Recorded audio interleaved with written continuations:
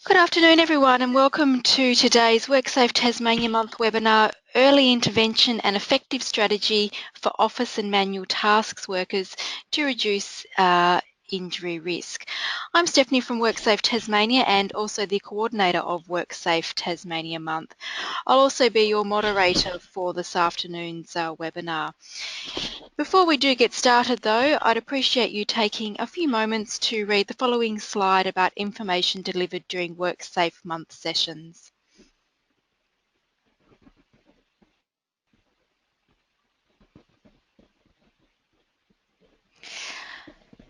I'd now like to go over a few items so that you know how to participate in this afternoon's webinar. So we've taken a screenshot of an example of the attendee interface. So you should see something that looks like this in the upper right corner of your computer screen. You're most likely listening in using your computer's speaker system by default. However, if you would like to or prefer to join over the phone, just select telephone in the audio pane and the dial-in information will be displayed. You'll also have the opportunity to submit text questions to today's presenters by typing questions into the questions pane of the control panel. You can send your questions in, at any time during the presentation. We will collect these questions and address them at the end of today's presentation. We are also recording webinars during WorkSafe Month and will progressively make them available on the WorkSafe site after WorkSafe Month ends. Also and lastly, at the end of today's presentation, you will receive a short survey. So we do appreciate you taking a few moments to complete that survey, providing us with your feedback on the presentation and also on your webinar experience. So it is now my pleasure to hand you over to, or introduce, I should say, today's presenters. So we have from the Australian Physiotherapy Association Tasmanian branch, we have Lani Helbig, and we also have Marie Weber. So welcome both to Lani and Marie. And your presentation today, Early Intervention and Effective Strategy for Office and Manual Tasks Workers to Reduce Injury Risk. Welcome both.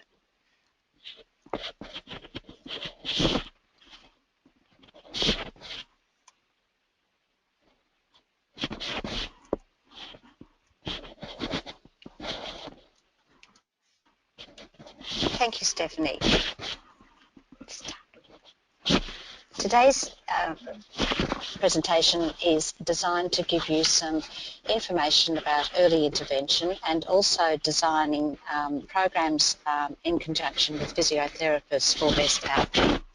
The learning outcomes from today are to identify common mechanisms of injury to office workers and the uses of mobile technology, to implement early intervention strategies to minimise the impact of injuries, and to recognise the role of a physiotherapist in managing musculoskeletal injuries in the workplace and at home from mobile technology.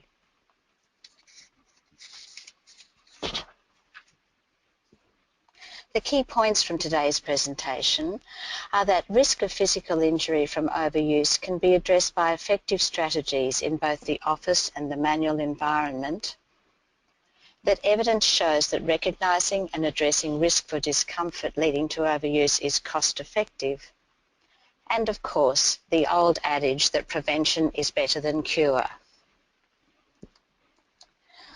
What to expect in this webinar? You will have an explanation of injury types, understanding why overuse injury occurs, an understanding of what early intervention can look like, what a physiotherapist can do to help, and what you can do to help yourself. This will be an interactive webinar. We will ask you to risk assess your own posture and to get up and move, so be ready. What sort of injury are we talking about? Musculoskeletal disorder, or MSD as it is referred to, comes by many names. It can also be referred to as work-related musculoskeletal disorder, or in the European terminology, work-related upper extremity disorder or work-related upper limb disorder.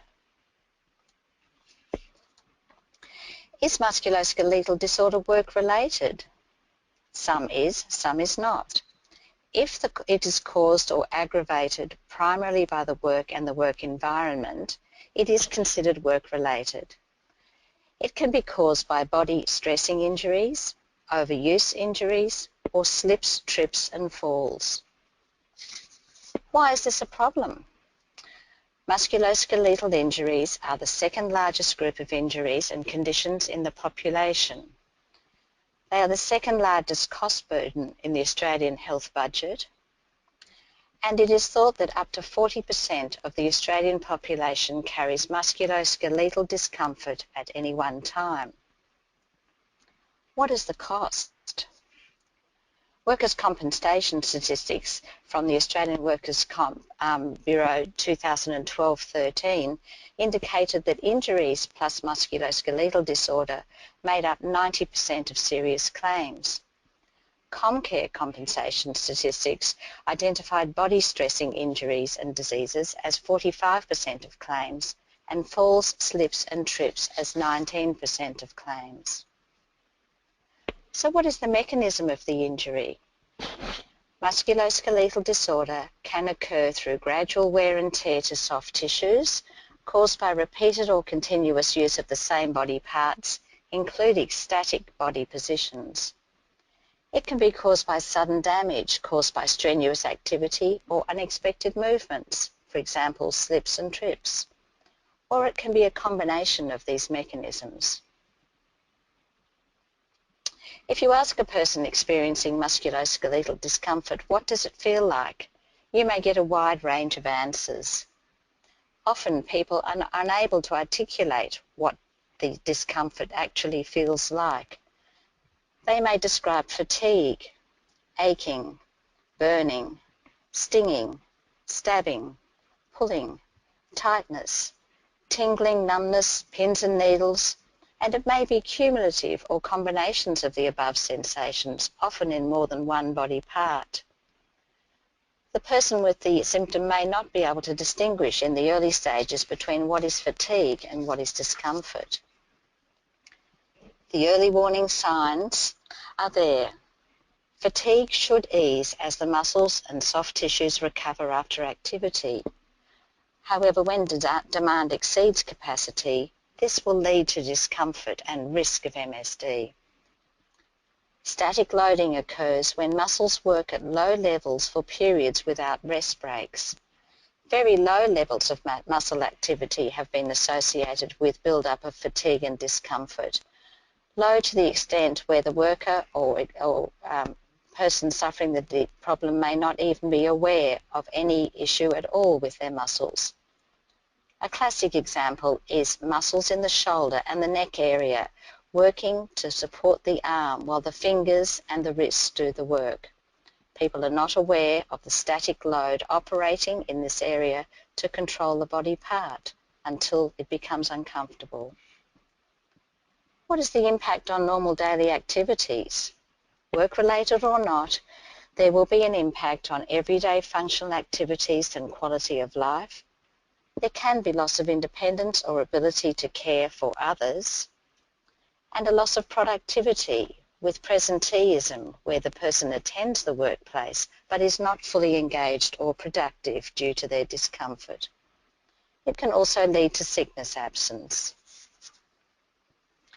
How do we look at risk factors in terms of identifying hazardous manual tasks? The go-to document is the Code of Practice, Hazardous Manual Tasks 2011, the risk factors for manual tasks. This is found on the Australian Government Safe Work Australia website and is a fully complex document with great detail involving risk identification, risk assessment, risk control, and examples to work by. So risk factors for hazardous tasks include repetitive movement, sustained or awkward postures and vibration, repetitive or sustained forces, where repetitive is a movement or force performed more than twice a minute, and sustained a posture or force if held more than 30 seconds at a time. This document talks about awkward postures, and surprisingly, an awkward posture can be as little as 20 degrees from the neutral joint position. So observing these illustrations, which are taken directly from the Code of Practice, it does not necessarily appear at first that these are awkward postures, but indeed they are classified as so. Further awkward postures identified by the Code of Practice include reaching, stretching, pulling, hunching, grasping, and these are present in many everyday tasks. Awkward postures for hands and forearms include a stretched grasp, lifting with a wide or a fine grasp, and keying with the hands lifted. Risk factors for neck and shoulders can include working in positions where parts of the body have to be supported or objects held, for example, working with elevated arms, or working in prolonged static postures involving the continuous contraction of the same muscle group, such as working with a microscope, where a fixed posture is held but repetitive fine movements are made with the fingers, or repeated lifting of the arms, such as in process or stacking tasks. What does the evidence tell us about risk for manual tasks?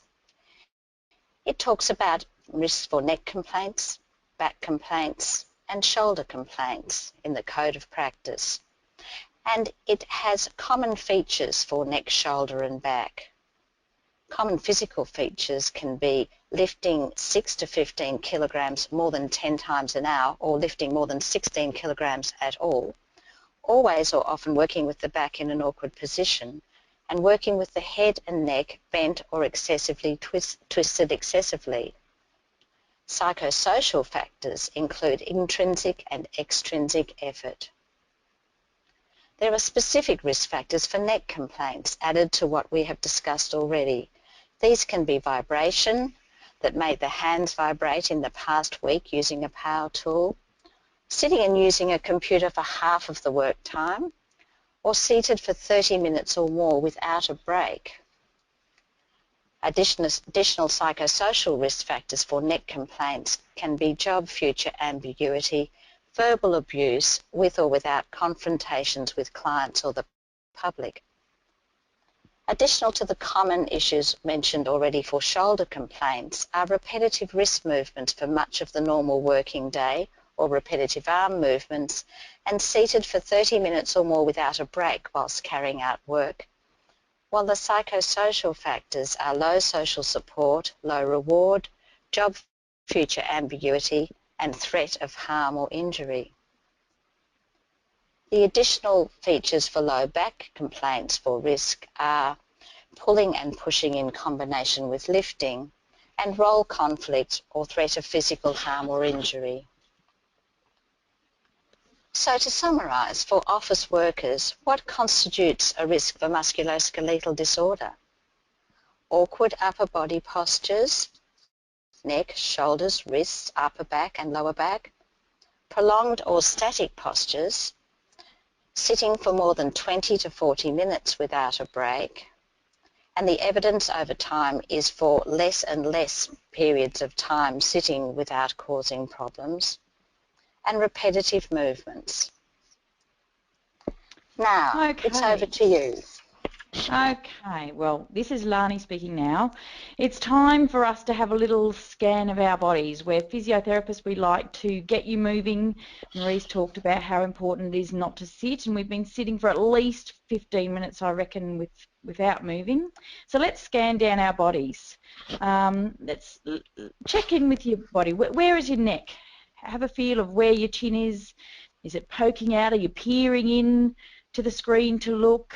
You might want to choose to use this time now to move to a better posture, or at least to get your head moving on your neck. What about your shoulders? Are they forward?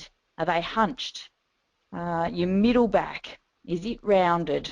where's that part of your back? Or in your lower back, what position is your spine in the chair? Are you sitting back against the backrest? Or are you hunched forward? Are you leaning on your arms? Where are your legs? Where is your weight distributed? More on one side than the other? That has influence on how your spine will be shaped as well. So just check in, give yourself a move if you need to. You may wish to stand up now and just have a tiny walk on the spot, and then sit back down and get comfortable, and Marie will continue with some more of the webinar. Thank you, Lani. So now to recap, identifying musculoskeletal risk for manual workers and for office workers.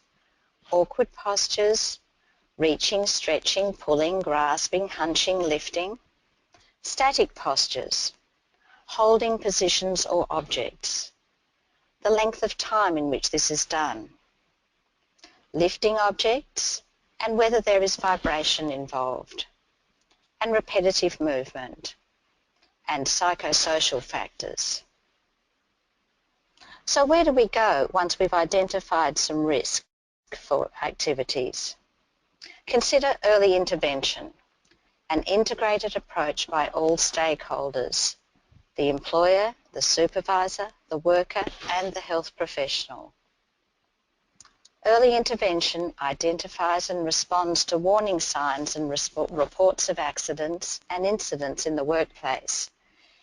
An early response often prevents a worker from becoming ill or taking long-term sick leave or submitting a workers' compensation claim. The benefits of early intervention are many and often hidden. They include improved injury outcomes for the worker, reducing indirect costs to employers. Some American literature reports on a 17-to-1 return on investment for an effective early intervention to prevent a development of a more serious condition. It helps prevent long-term absence, increases the probability of returning to work. It reduces adverse effects on co-workers potentially being increased by a workload because of the colleague being injured. And it creates a productive and supportive workplace with obvious management commitment. ComCare website outlines these benefits very clearly in its documents. To have a good early intervention, there needs to be a process in place. And again, I refer to the ComCare website, which details the steps very clearly. There needs to be clear policies or guidelines in place to support employees. Management need to be aware of early warning signs and able to respond appropriately. Need to make early contact with the employee to offer help.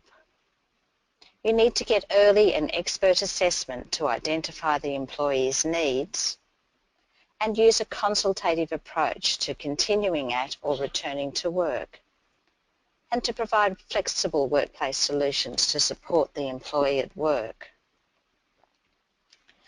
These references are taken from the ComCare website. So early intervention for musculoskeletal discomfort.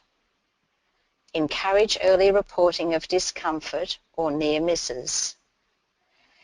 Some workplaces are reluctant to survey employees for fear of what may be found in terms of discomfort, but it is much more cost-effective to address this discomfort early rather than ignore it or not be aware of it until a full injury occurs.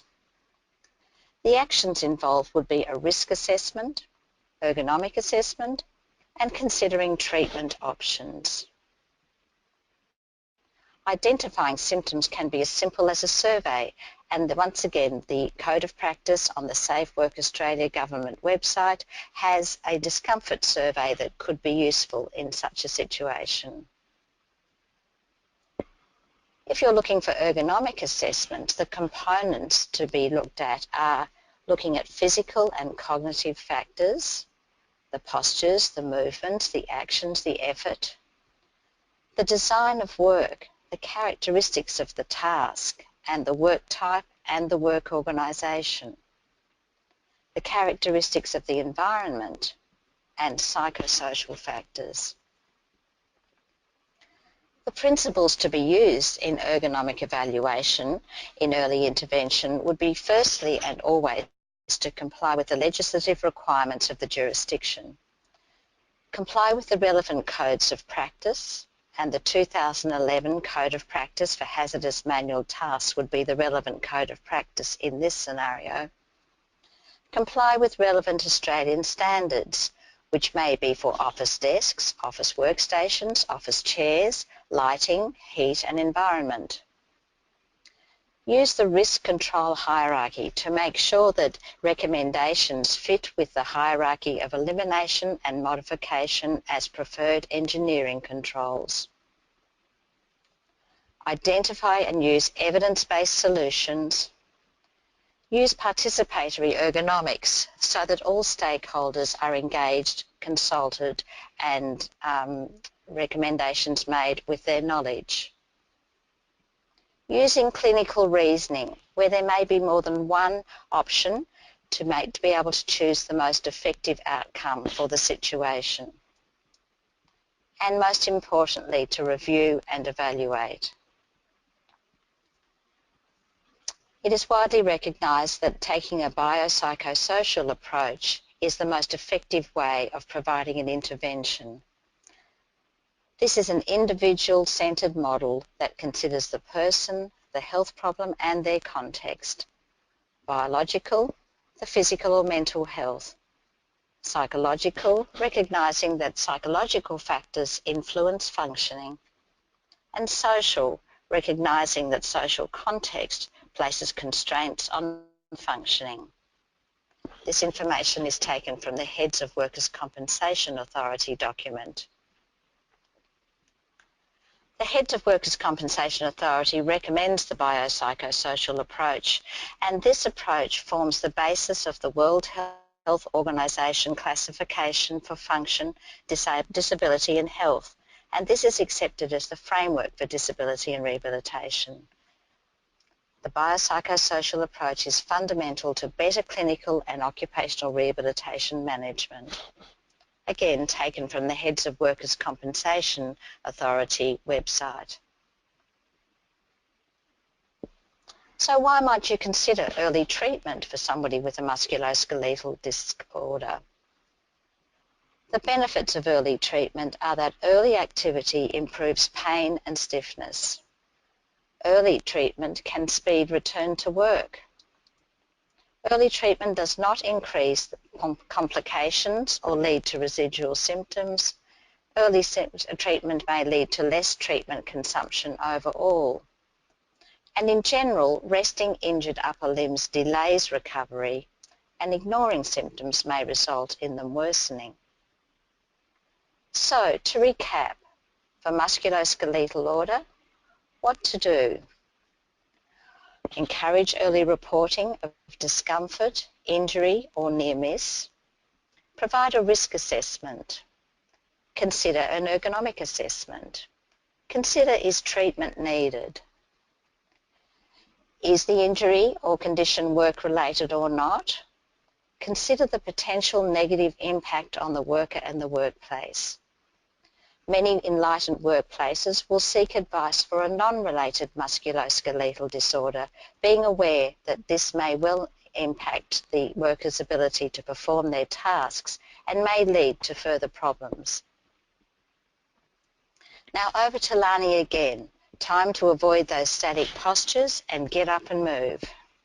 Okay, so yes, definitely. If you didn't stand up last time, now's the time to take a stand up. Have a little stretch, move your legs. We want to get those big muscles in your lower limbs working, your quad muscles in the front of your thigh and your bottom muscles. You want them to have a little move the blood around in your body. There's research that shows this is really good for lots of metabolic issues as well, so get those muscles moving. You might want to just move your arms, change your postures, roll your shoulders, get some blood moving in your arms as well. Just have a bit of a move. Up on your toes and down, whatever is comfortable for you. Have a little walk on the spot. So this is the kind of thing that you could use in your work days, just a tiny little break to get your muscles moving. When you're finished, take a seat, maybe in a slightly different position from where you were before, and Marie will continue. Thanks, Lani. You may notice that we don't have lists of prescriptive exercises as part of our webinar, and that is because each individual carries a different musculoskeletal footprint, so that if you're trying to follow prescribed exercises for the whole population, you need to take into account the individual variability. For example, if you're an older worker with arthritis in your shoulder, the exercises that you might do might be very different to an 18-year-old. But you should still be exercising. If in doubt, follow the next step. Consider calling a physiotherapist.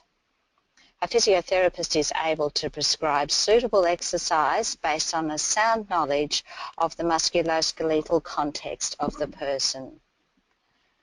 Interestingly, the Tasmanian WorkCover website states that physiotherapists understand and comply with the clinical framework for delivery of health services within workers' compensation and are qualified to provide workplace assessment.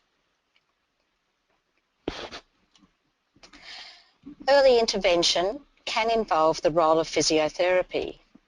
Physiotherapy strategies to assist with early return to work and early intervention can include clinic and/or workplace-based interventions, discussing the tasks with the patient, helping to problem-solve ways of achieving function to make early return to work or staying at work more achievable, focusing on ability rather than disability, and avoiding negative messages, focusing on positivity, and always promoting self-management strategies.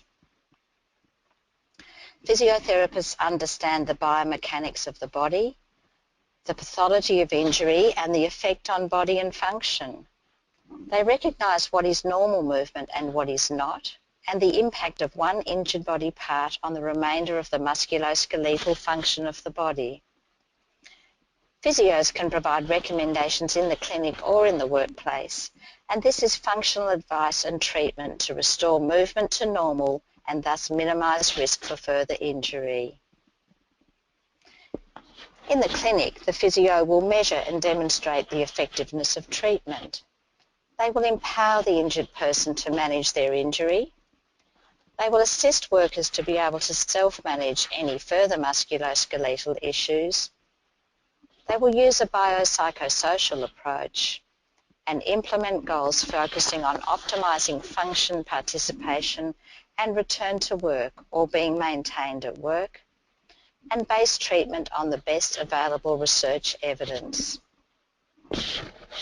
In the workplace, physiotherapists will use ergonomic principles.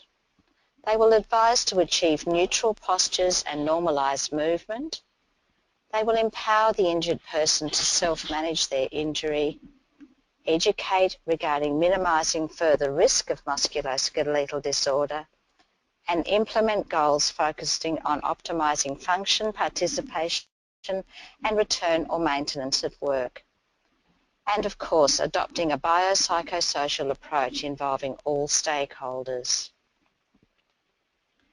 We have a couple of examples. First case study is Judith, the executive assistant, and the mouse. Many of us are Judiths, working hard at our computers, being diligent, trying to get the work done. Judith has mouse-intense work. She's had a change of computer program which has resulted in more mousing as she can no longer tab through her programs. She has simultaneous requests from her various managers for urgent work to be completed.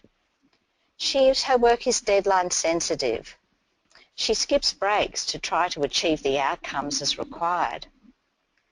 Through the day she fatigues and slumps forward. Her mouse slides out to the side. Her wrist aches, so she leans further forward to protect her arm. And over time, this in turn leads to elbow, shoulder, shoulder blade, neck and back discomfort.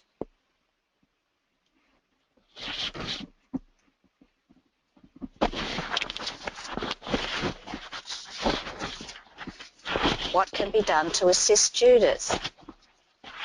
Here is a sample picture only from the internet because it highlights the various points at which discomfort may be experienced and which has been described for Judith previously.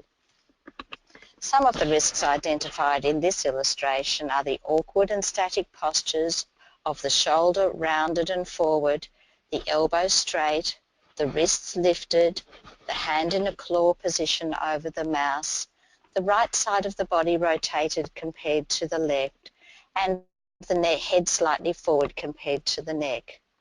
Added to these, the psychosocial demands of having low control but high demand in the workplace builds a recipe for discomfort and then pain.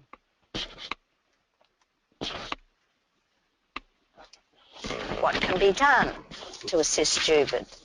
Some strategies will include being able to address the awkward postures.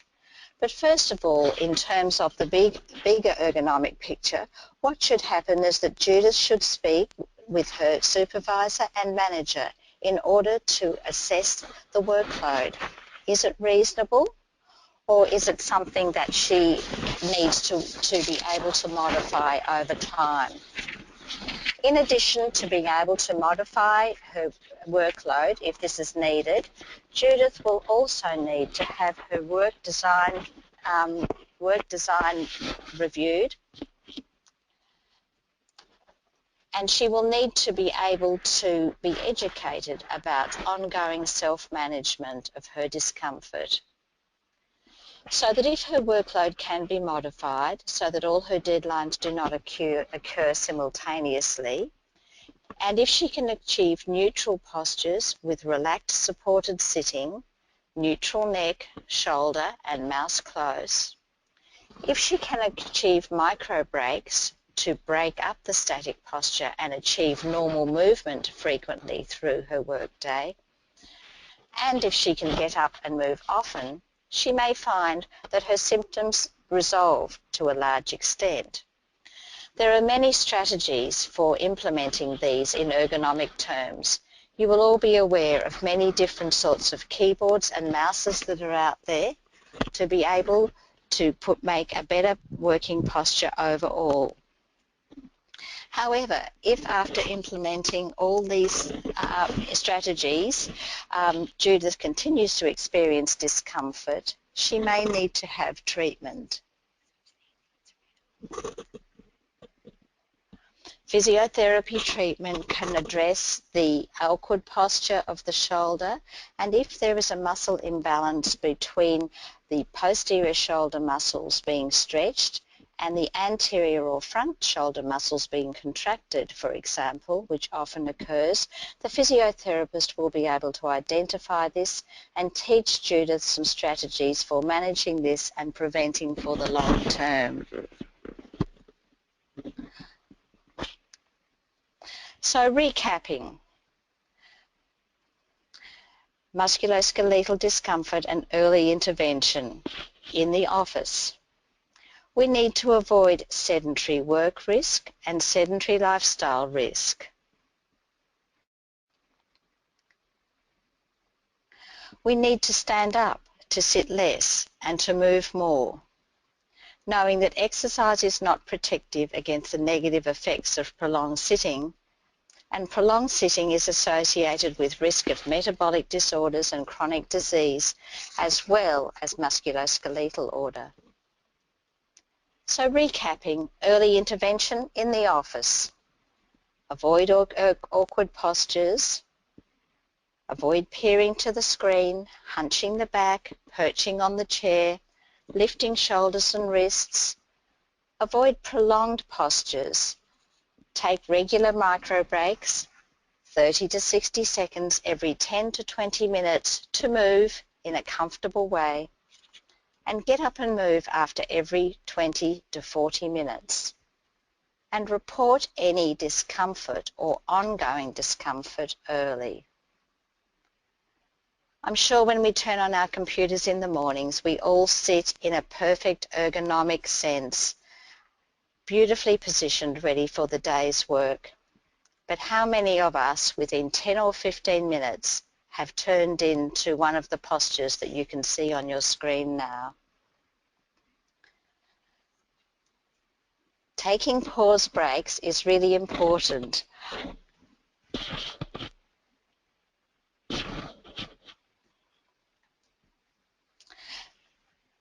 Sorry, apologies. Tips to encouraging compliance for pause breaks are to organise tasks for postural variance, to use rest break reminder software, to print or file in small batches, knowing that email does not constitute a pause break, keeping it simple, moving the static joints, resting the moving joints, moving in the opposite direction to that in which the work directs you, moving every 20 to 40 minutes, and addressing workplace culture. It is okay to take a micro break, get up and move. And micro breaks do not improve productivity, do not affect productivity. And talking of micro breaks, over to Lani again.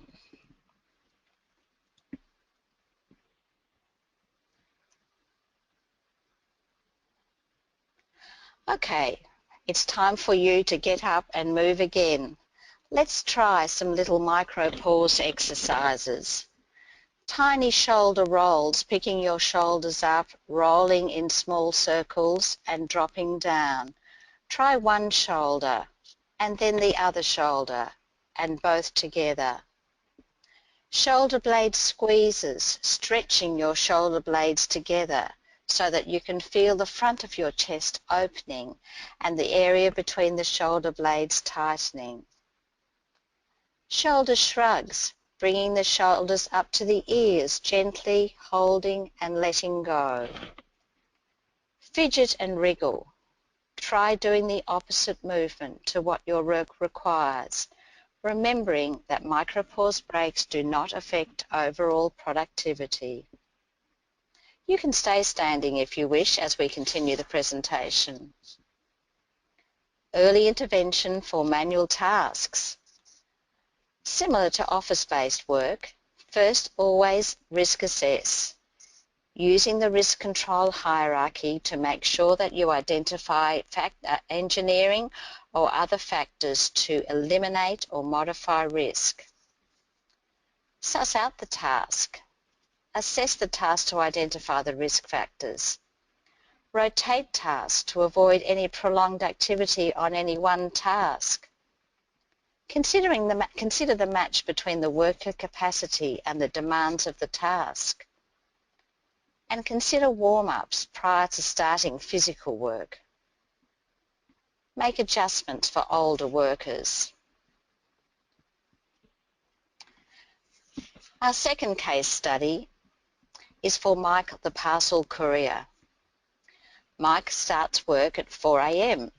Can be cold in Hobart in winter. He sorts his parcels to and from a racking system in order to determine delivery sequence.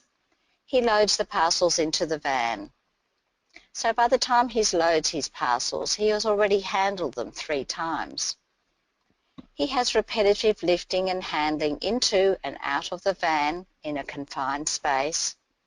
He has parcels of unknown weight and awkward size. He has an uncontrolled environment for delivery, West Hobart, with up to 30 to 40 steps for some households, to regional Hobart with long walkways and driveways.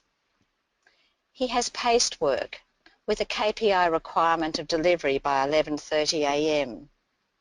And he has piecework, so more parcels delivered equals more dollars earned. This illustration is taken as an example only from the internet. So some of the risks that Mike might encounter as part of his work are jumping out of a warm bed into a warm car and then starting hard physical work early in the morning without having a chance to have warmed up.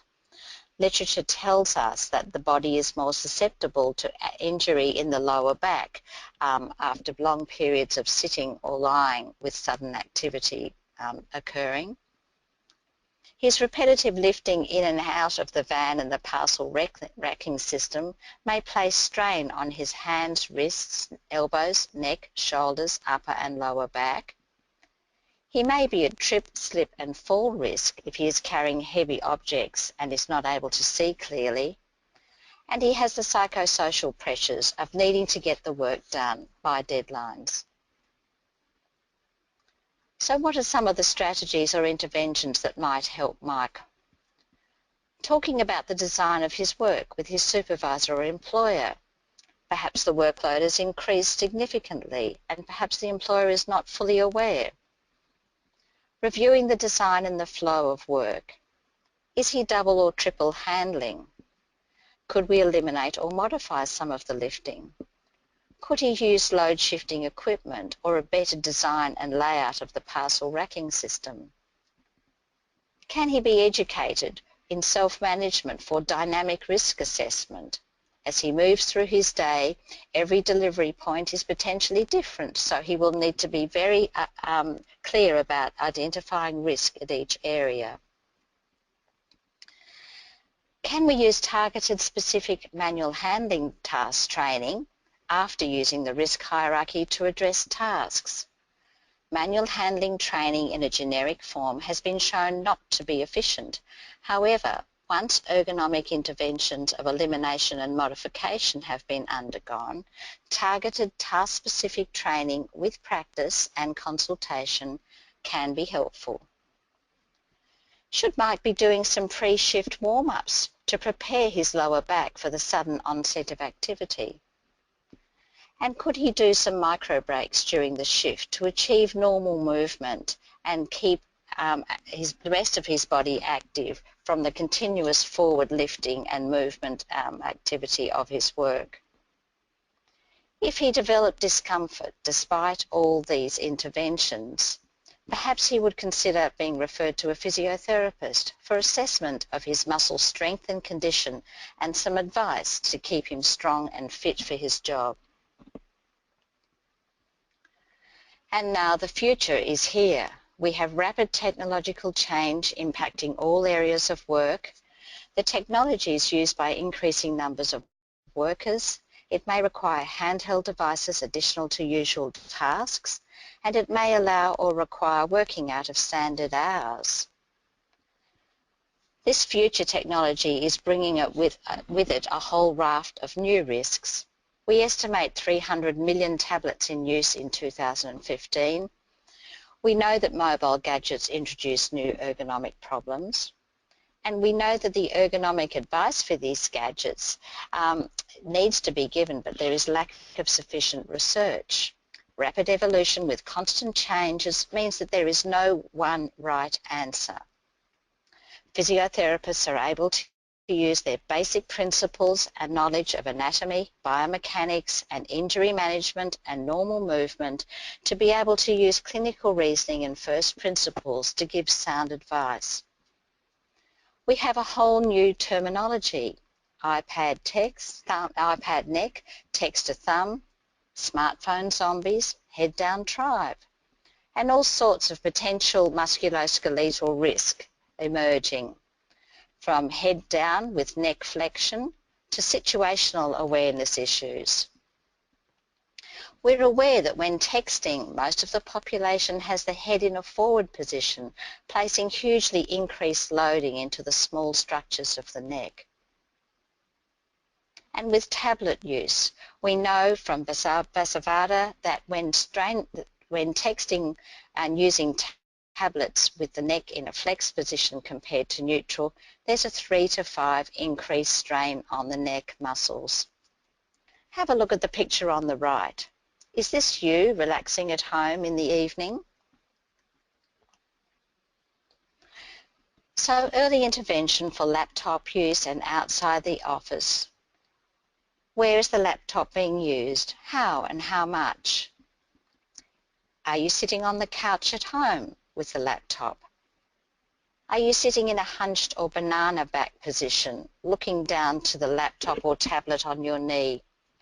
Placing a small pillow behind your back or a pillow on your knee under the tablet or laptop will make a much a great benefit for neutral back posture and less looking down.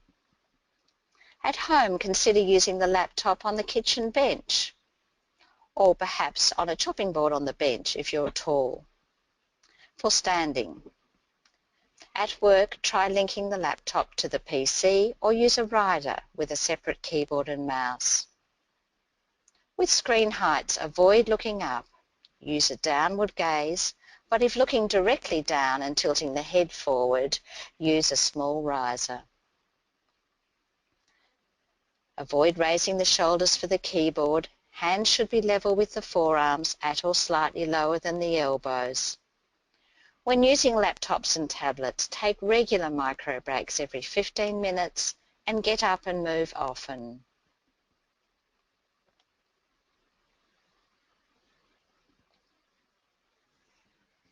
So when using a phone, avoid looking down directly, avoid holding the phone and texting with one hand, and keep situational awareness to avoid slips, trips and falls. So take-home messages for best practice for early intervention. Early intervention does work. Identify and addresses musculoskeletal discomfort early. It follows evidence-based guidelines. It uses risk assessment, the risk control hierarchy to manage risk, and a biopsychosocial model overall. Physiotherapy can be a part of an effective early work intervention strategy in the clinic and or in the workplace. You can find a physiotherapist from the APA website. Thank you for listening. Please get up and move again whilst we answer questions, as without movement, this is where we are all heading in office-based work.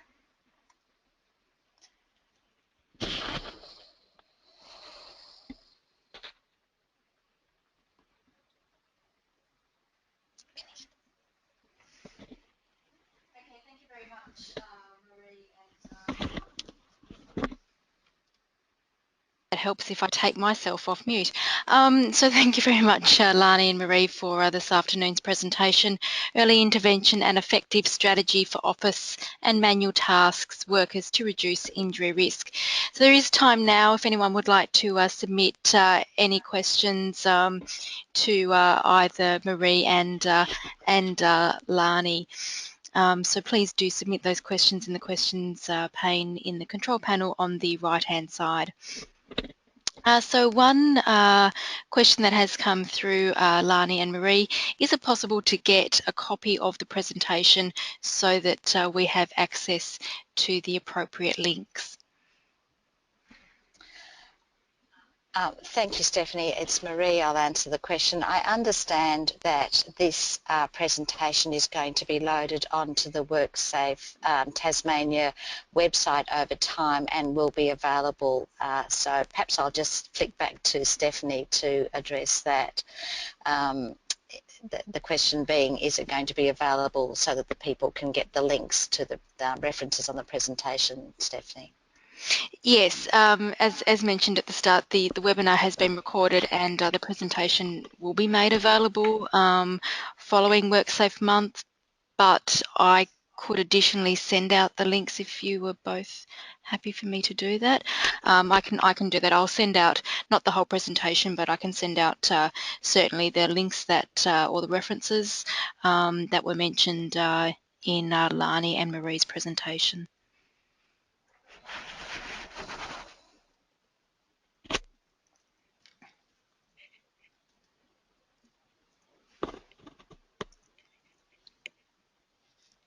So again, if there are any further questions, please do submit them.